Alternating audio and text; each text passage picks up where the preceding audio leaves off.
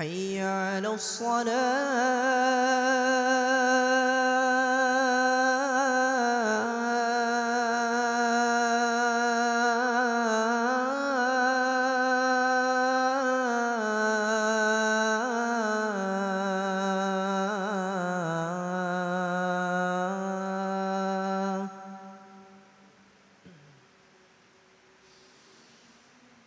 حي على الفلاح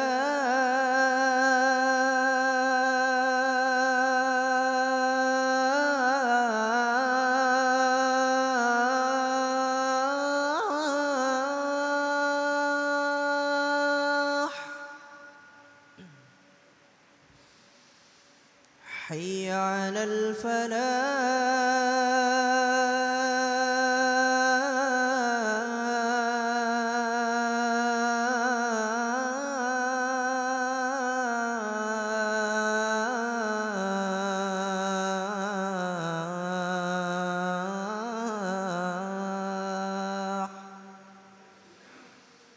الله أكبر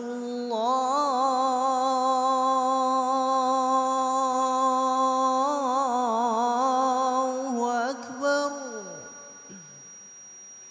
لا إله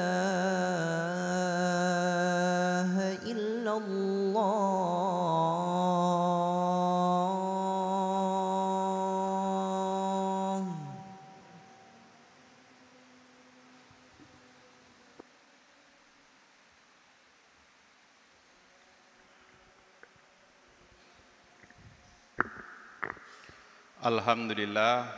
Alhamdulillahilladzi anzalal qur'ana bilisanin arabi mubin. Ashhadu an la ilaha illallah wa ashhadu anna muhammadan abduhu wa rasuluh. Allahumma salli ala nabiyyina Muhammad sallallahu alaihi wasallam wa ala alihi wa sahbihi wattabi'in wattabi'ut tabi'in ajma'in ila yaumiddin. Fa ya ayyuhal muslimun ittaqullaha haqqa tuqatih wa la tamutunna illa wa antum muslimun. Sidang salat jamaah yang insyaallah dirahmati Allah. Setiap salat Jumat khatib selalu mewasiatkan, terutama pada khatib pribadi dan juga kepada para jamaah, untuk senantiasa menjadi seorang yang muttaqin.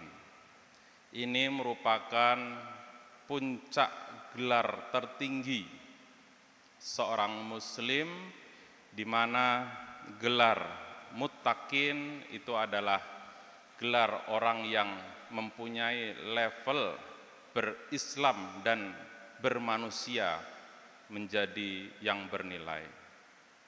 Sehingga untuk menuju tujuan atau derajat muttaqin, kita beragama itu tidak hanya berhenti pada aktivitas-aktivitas ritual, tetapi juga memaknai Islam sebagai sebuah agama. Itu adalah Islam yang mampu menyelesaikan kehidupan manusia yang ada dalam aktivitas sehari-hari. Maka dari itu, Islam sebagai sebuah agama dengan tujuan kemanusiaan, maka target Islam untuk manusia itu tidak lain adalah khairun nas anfa'uhum linnas, di mana sebaik-baik manusia, sebaik-baik orang yang hidup di muka bumi ini itu adalah orang yang bermanfaat, orang yang berguna terhadap manusia yang lain, bahkan berguna juga untuk makhluk-makhluk yang lain yang selain manusia. Ada lingkungan, juga ada binatang dan lain sebagainya.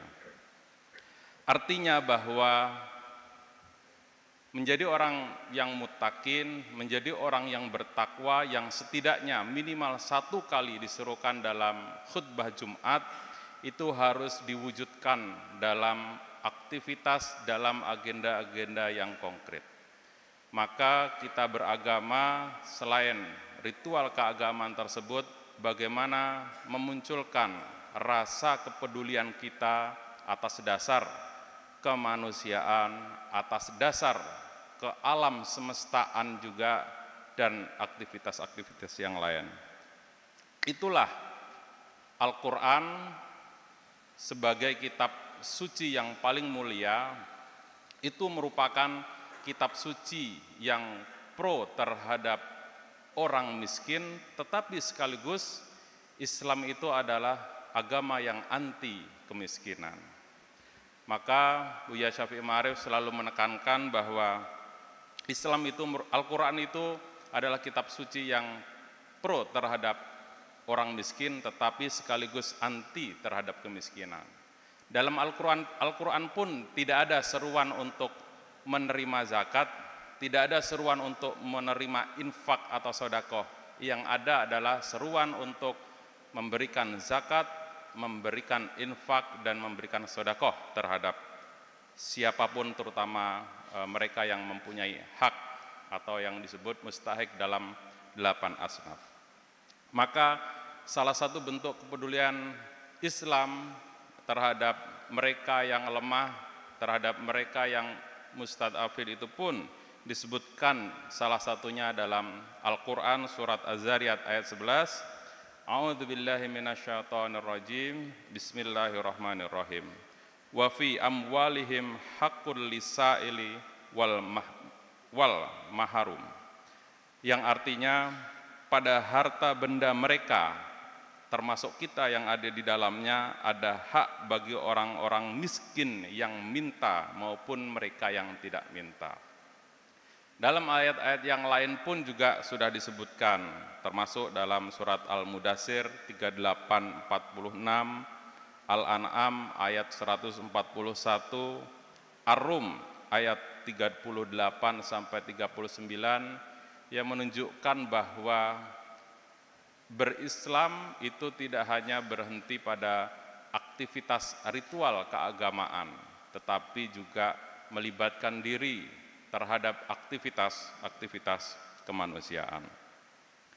Maka dari itu, kita sebagai seorang yang muslim, sebagai orang yang mukmin, apalagi kita berada pada lingkungan universitas, di mana lingkungan universitas itu terdiri dari setidaknya orang-orang yang pintar, orang-orang yang mempunyai visi ke depan, maka kita harus bisa setidaknya menjadi orang yang baik. Karena tujuan orang yang berpendidikan, apakah sarjana S1, S2, S3, bahkan guru besar, itu harus menjadi orang yang baik.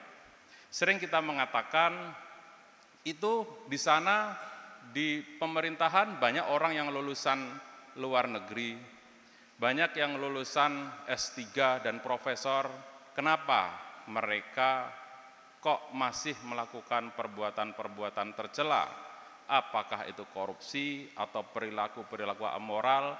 Berarti itu tandanya mereka bukan orang-orang yang pintar, bukan orang-orang yang baik.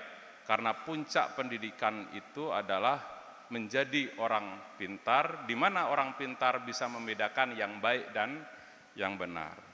Para jamaah sidang kaum muslim rahimakumullah, saya mencoba untuk mengutip dari salah satu puisi yang diciptakan oleh seorang cendekiawan asli dari rahim Muhammadiyah, Prof. Kunto Wijoyo, dalam salah satu karyanya.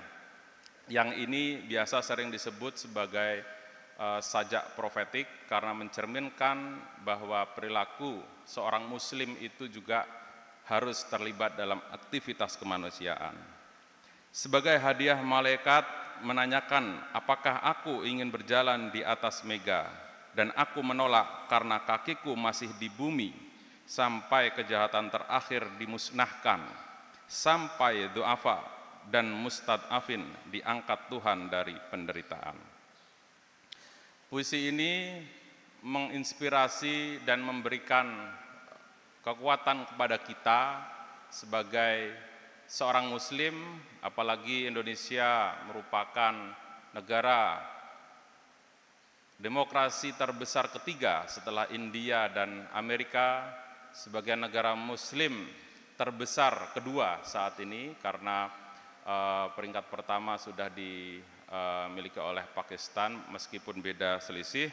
Kita setidaknya memiliki rasa kepedulian saudara-saudara kita di mana situasi nasional saat ini, ekonomi sedang mengalami inflasi, kemiskinan juga sedang terjadi di mana-mana, walaupun mungkin banyak orang yang mengatakan bahwa kelompok menengah ke atas pun juga masih kuat di berbagai sektor. Namun demikian, setidaknya kita sebagai seorang muslim mampu menafkahkan, mampu memberikan sebagian harta kita, sebagian rasa bentuk kepedulian kita kepada saudara-saudara kita, apakah itu muslim maupun non-muslim, agar tidak terjadi ketimpangan sosial yang tinggi antara satu wilayah maupun wilayah yang lain. Tetapi kemiskinan ataupun kaum-kaum yang lemah ini tidak hanya terjadi karena akibat persoalan ekonomi, tetapi juga terjadi atau diakibatkan karena faktor-faktor sosial, faktor-faktor politik, maupun faktor-faktor kebijakan pemerintah. Kita lihat bagaimana fakta-fakta yang ada di sejumlah titik di daerah, misalnya kita lihat kasus yang sedang terjadi di Rempang Batam, ataupun yang dekat dari Jogja di daerah Wadas maupun di Trenggalek dan sejumlah titik yang lain di mana mereka itu merasa masih hidup seperti di bawah ancaman penjajah. Artinya bahwa mereka menjadi bagian dari warga negara Indonesia, tetapi situasi psikologisnya ataupun situasi batinnya mereka bukan warga negara Indonesia. Mengapa demikian? Padahal kalau seandainya para pemerintah mengatakan ini adalah tanah pemerintah atau tanah negara, mereka lupa bahwa syarat berdirinya sebuah negara itu yang paling utama adalah keberadaan penduduk. Lalu kemudian ada teritori, lalu kemudian pengakuan internasional, ada sistem pemerintahan. Bahwa apa yang ditinggali oleh masyarakat pada suatu daerah itu pun setidaknya harus membuat masyarakat yang tinggal di daerahnya itu merasa hidup nyaman, merasa hidup aman, dan seolah-olah negara itu hadir. Namun fakta yang ada di lapangan itu tidak demikian. Para jamaah sidang kaum muslim rahimakumullah, fakta-fakta yang ada di lapangan ini ingin mengingatkan kepada kita, apakah sebagai satu bangsa, sebagai sesama seorang muslim, untuk menunjukkan kepedulian kita kepada bangsa Indonesia, termasuk bentuk kepedulian kita kepada sesama rakyat Indonesia.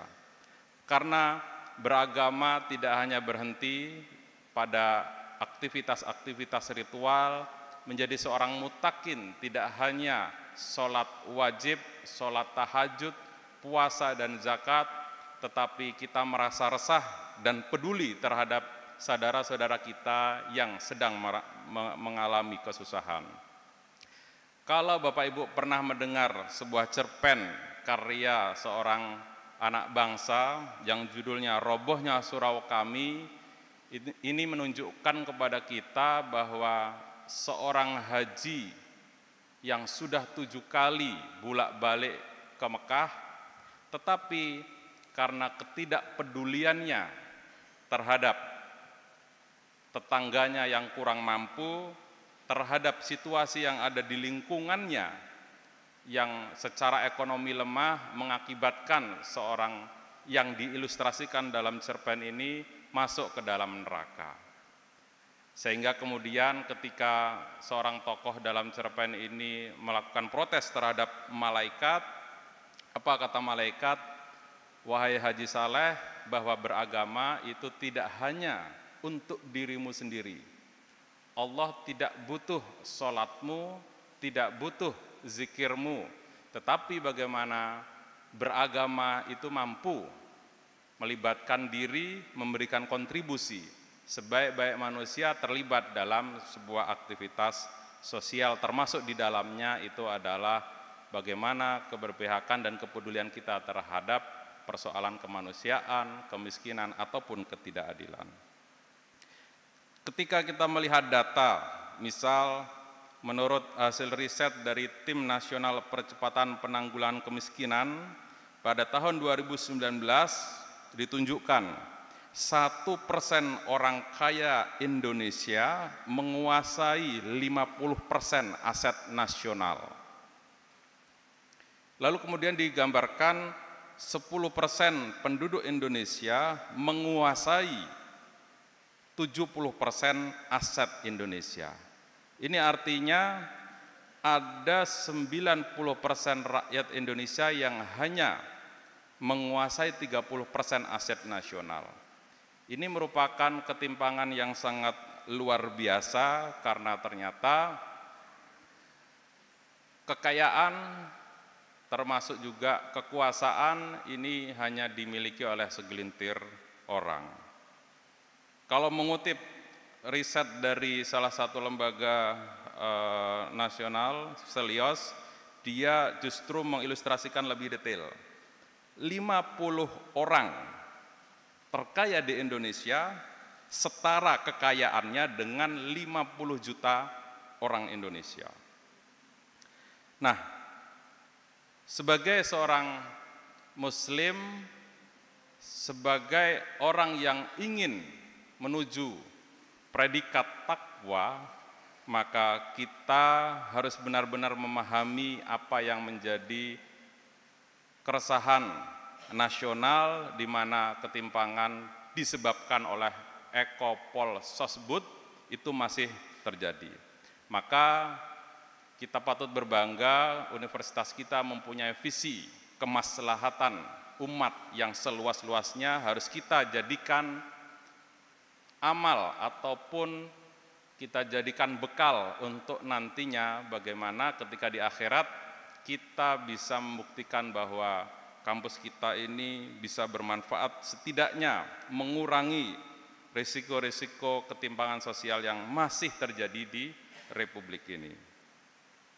Sidang jamaah yang dirahmati Allah, maka sebenarnya Allah sudah mengingatkan kepada manusia dalam surat At-Takasur bagaimana bahwa berlebih-lebihan itu sangat membahayakan dan mencelakaimu. Berlebih-lebihan di sini tidak hanya berlebih-lebihan dalam hal harta, tetapi berlebih-lebihan dalam menguasai apapun, berlebih-lebihan dalam memiliki kekuasaan itu bisa juga mencelakai kita masing-masing. Maka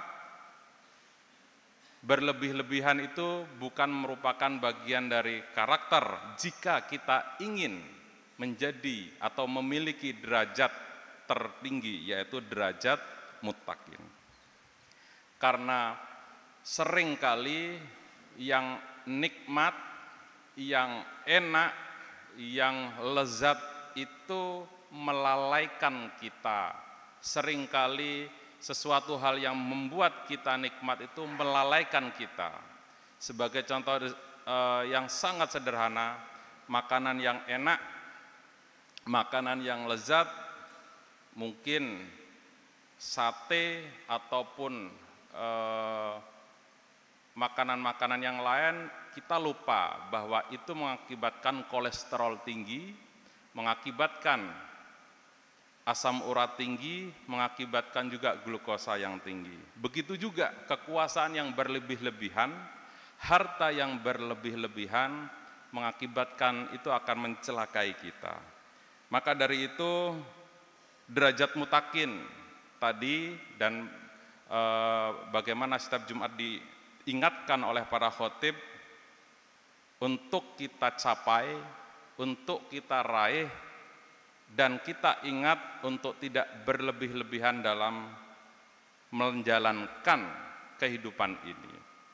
Sehingga Allah itu memberikan derajat kepada kita meskipun misal kita dalam keadaan yang senang, dalam keadaan yang lapang, tetapi kita selalu ingat bahwa kita terkadang harus sering lapar, harus sering susah, karena justru rasa lapar dan rasa susah itu menjadi obat terbaik. Maka sangat luar biasa dalam Islam, selama 12 bulan itu ada 1 bulan bagi kita untuk istirahat, untuk menahan rasa lapar, agar supaya kinerja dalam tubuh kita itu bisa optimal melakukan regenerasi sel-sel kesehatan. Itulah makna Islam. Islam menjadi agama yang pro terhadap kemanusiaan, menjadi agama yang peduli, karena pada prinsipnya agama diturunkan bukan untuk Allah, bukan untuk malaikat, tetapi agama diturunkan untuk misi kemanusiaan, dan itu diuji oleh kita. Saya kira semoga ini mengingatkan kita sebagai seorang muslim agar supaya kita selalu meraih derajat takwa. Kalau dalam akademik kira-kira derajat takwa itu selevel dengan guru besar, kalau di dalam militer setara dengan jenderal. Semoga kita semua meraih derajat muttaqin, meraih derajat jenderal sebagai seorang muslim, meraih derajat profesor sebagai seorang muslim, sehingga setiap Jumat selalu diingatkan untuk menjadi orang yang bertakwa. Aqulu qauli hadza fastaghfiru innahu huwal ghafurur rahim.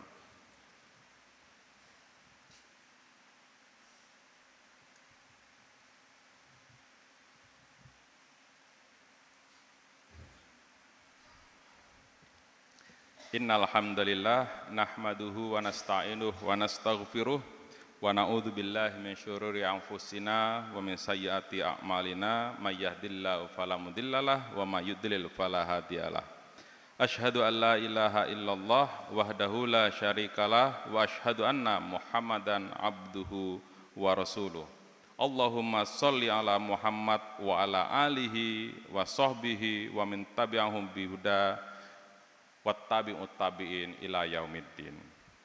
Para jamaah sidang Jumat rahimakumullah, insyaallah setiap kita, pribadi kita mempunyai misi masing-masing dalam menjalani aktivitas sehari-hari, tetapi misi impian itu harus kita landasi bahwa beragama itu mempunyai target untuk menjadi orang yang muttaqin. Dan cara sederhana untuk menjadi orang yang muttaqin adalah menjadi manusia yang bermanfaat untuk manusia yang lain. Semoga itu semua menjadi impian kita sebagai seorang mukmin untuk meraih derajat muttaqin. A'udzubillahi minasyaitonirrajim. Bismillahirrahmanirrahim. Allahumma ghfir lil muslimina wal muslimat wal mu'minina wal mu'minat al ahya'i minhum wal amwat innaka sami'un qaribum mujibud da'wah. Rabbana la tuzigh qulubana ba'da idh hadaitana wa hab lana min ladunka rahmah innaka antal wahhab. Rabbana dzalamna anfusana wa illam taghfir lana wa tarhamna lanakunanna minal khasirin. Rabbana atina fid dunya hasanah wa fil akhirati hasanah wa qina adzabannar. Subhana rabbika rabbil izzati amma yasifun Wassalamun alal mursalin walhamdulillahi rabbil alamin. Aqimis shalah. Assalamualaikum warahmatullahi wabarakatuh.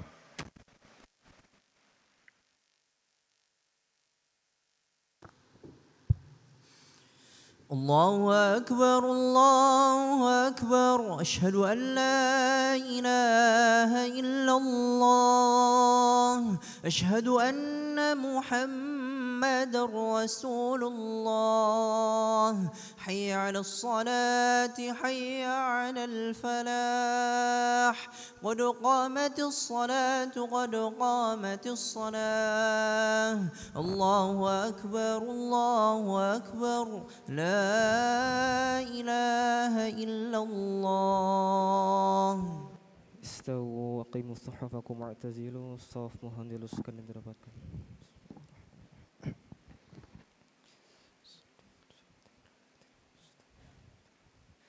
Allahu Akbar.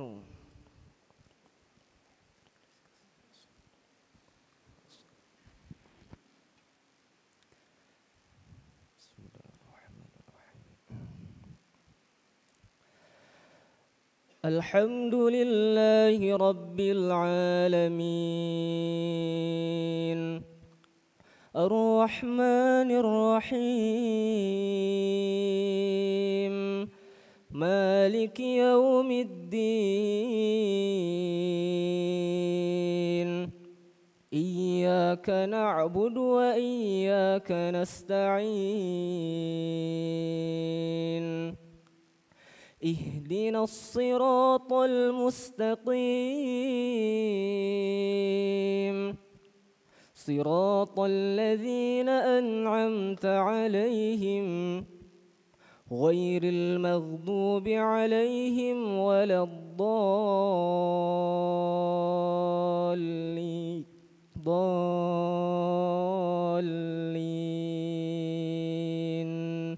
آمين.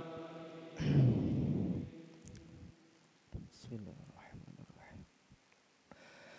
الرحمن علم القرآن خلق الإنسان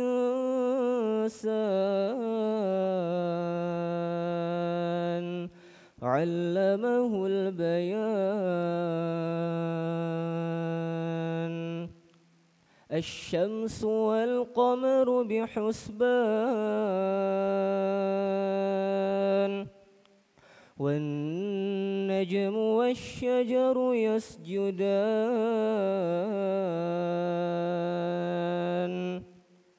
والسماء رفعها ووضع الميزان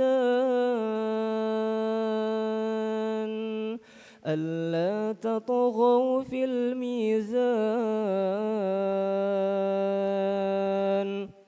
وأقيموا الوزن بالقسط ولا تخسروا الميزان والأرض وضعها للأنام فيها فاكهة والنخل ذات الأكمام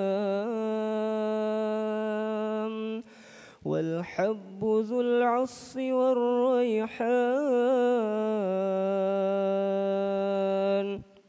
فبأي آلاء ربكما تكذبان خلق الإنسان من صلصال كالفخار وخلق الجان من مارج من نار فبأي آلاء ربكما تكذبان رب المشرقين ورب المغربين فبأي آلاء ربكما تكذبان الله أكبر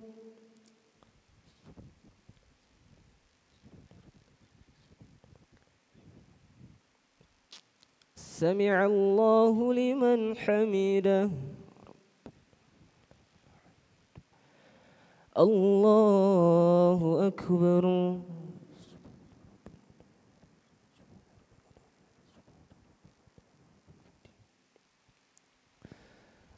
الله أكبر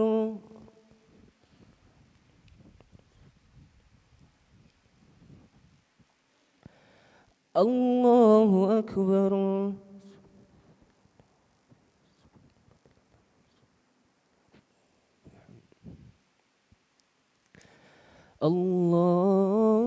الله أكبر بسم الله الرحمن الرحيم الحمد لله رب العالمين الرحمن الرحيم مالك يوم الدين إياك نعبد وإياك نستعين اهدنا الصراط المستقيم صراط الذين أنعمت عليهم غير المغضوب عليهم ولا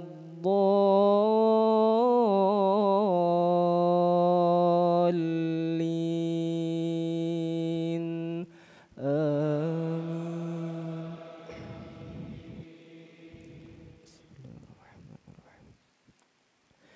يقول يا ليتني قدمت لحياتي فيومئذ لا يعذب عذابه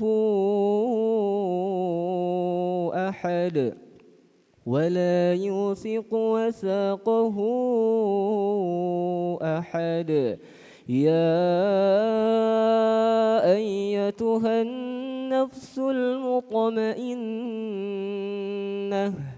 ارجعي إلى ربك راضية مرضية فادخلي في عبادي وادخلي جنتي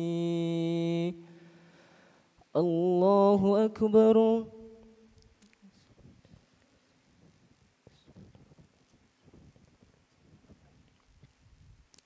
سمع الله لمن حمده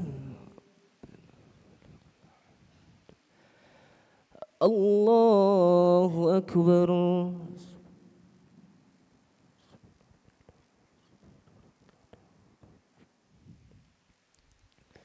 الله أكبر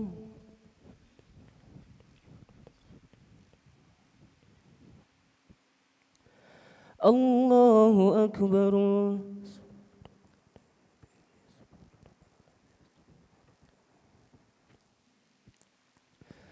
الله أكبر